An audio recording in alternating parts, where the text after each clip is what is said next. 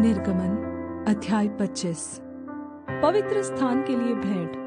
यहोवा ने मूसा से कहा, इस्राएलियों से यह कहना कि मेरे लिए भेंट लाएं। जितने अपनी इच्छा से देना चाहे उन्हीं सभी से मेरी भेंट लेना।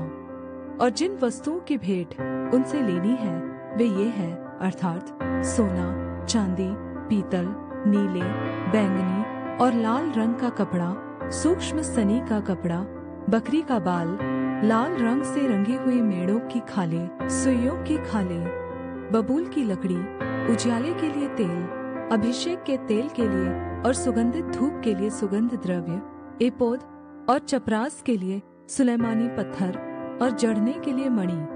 और वे मेरे लिए एक पवित्र स्थान बनाए कि मैं उनके बीच निवास करूं।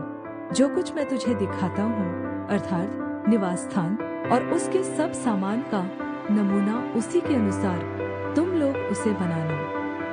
साक्षी पत्र का संदूक। बबूल की लकड़ी का एक संदूक बनाया जाए।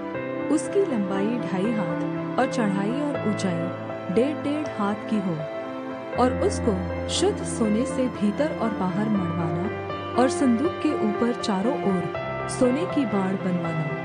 और सोने के 4 कड़े ढलवाकर उसके चारों पायों पर एक ओर 2 कड़े और दूसरी ओर भी 2 कड़े लगवाना।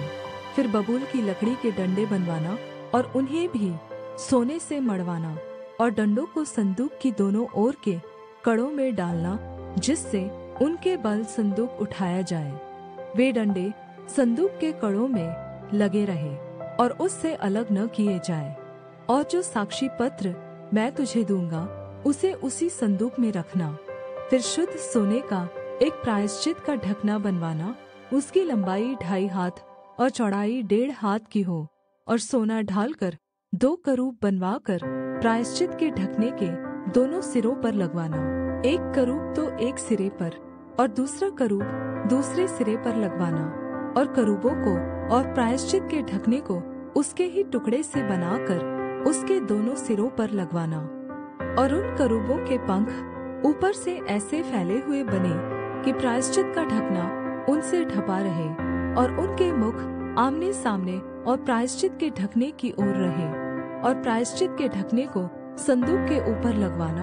और जो साक्षी पत्र मैं तुझे दूंगा उसे संदूक के भीतर रखना। और मैं उसके ऊपर रहकर तुझसे मिला करूंगा।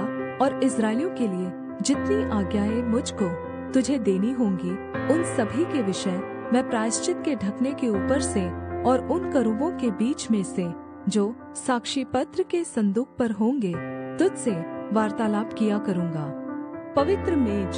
फिर बबूल की लकड़ी की एक मेज बनवाना। उसकी लंबाई 2 हाथ, चौड़ाई 1 हाथ और ऊंचाई 1.5 हाथ की हो। उसे शुद्ध सोने से मढ़वाना और उसके चारों ओर सोने की एक बाड़ बनवाना। और उसके चारों ओर 4 अंगुल चौड़ी एक पटरी बनवाना। और इस पटरी के चारों ओर सोने की एक बाड़ बनवाना। और सोने के 4 कड़े बनवाकर मेज के उन चारों कोनों में लगवाना जो उसके चारों पायों में होंगे। वे कड़े पटरी के पास ही हों और डंडों के घरों का काम दें। और मेज उन्हीं के बल उठाई जाए। और डंडों को बबूल की लकड़ी के बनवाकर सोने से मढ़वाना और मेज उन्हीं से उठाई जाए। और उसके परात और धूपदान और चमचे और उंडेलने के कटोरे सब शुद्ध सोने के बनवाना।